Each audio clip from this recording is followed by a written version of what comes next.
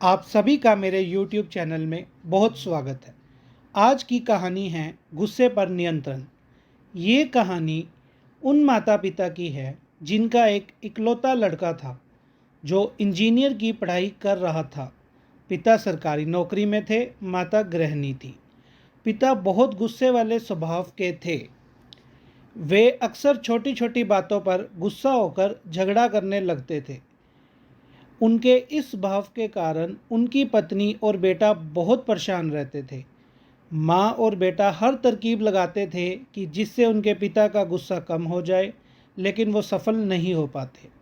कुछ समय बाद लड़के की इंजीनियरिंग की पढ़ाई पूरी हो गई और उसकी नौकरी लग गई। नौकरी लगने के बाद उसके माँ बाप ने उसकी शादी कर दी। जब नई दुल्हन घर आई तो उसने महसूस किया कि पापा तो बहुत गुस्से वाले हैं। बहू ने यह सब देखकर अपनी सास व घरवाले से पूछा कि अगर पिताजी इतने गुस्से वाले हैं तो कल पर मेरे ऊपर भी गुस्सा करेंगे। बहू की ये बात सुनकर लड़के की माँ तो कुछ नहीं बोली, लेकिन लड़का बोला, मैं अपने पापा को अच्छी तरह जानता हूँ, वो तुम पर गुस्सा नहीं करेंगे। यह सुनकर बहू ने एक तरकीब लगाई।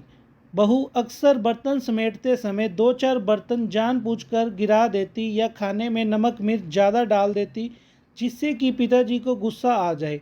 बहू लगातार कुछ दिनों तक यह काम करती रही और पिता को तो गुस्सा बहुत आता, लेकिन यह सोचकर कुछ ना बोलते कि नहीं बहू नाराज ना हो जाए, और गुस्से को नियंत्रण कर लेते। एक दिन जब बहू अपने सास ससुर व घरवाले के साथ बैठी थी तो बातों ही बातों में उन्होंने अपने ससुर जी से पूछा कि जब मैं रोज़ बर्तन गिराती थी और खाने में नमक मिर्च ज़्यादा डालती थी तो आपको गुस्सा आता था। यह सुनकर उसके ससुर को गुस्सा आने लगा, लेकिन वे कुछ नहीं बोले और नकली हंसी हंस दिए। इस सब के बाद बहू ने उन्हें समझाया कि ससुर जी, आप मेरे पिताजी से बढ़कर हैं। मैं आपका बहुत आदर सम्मान करती हूँ। मैं मानती हूँ कि संसार में ऐसा कोई व्यक्ति नहीं है जिसे गुस्सा ना आता हो। किसी को ज़्यादा आता है और किसी को कम, लेकिन अगर हम चाहें तो गुस्से को नियंत्रण में ला सकते हैं। आप इतने गुस्से वाले होकर भी मेरे बर्तन गिराने व नमक मिर्च ज़्यादा डालने पर यह सोचकर कुछ नहीं बोले कि मैं नई बहू हूँ। उसी तरह हम हर व्यक्ति पर आने वाले गुस्से को नियंत्रण कर सकते हैं और कुछ ऐसा कर सकते हैं जिससे गुस्सा हमारा नियंत्रण में हो जाए।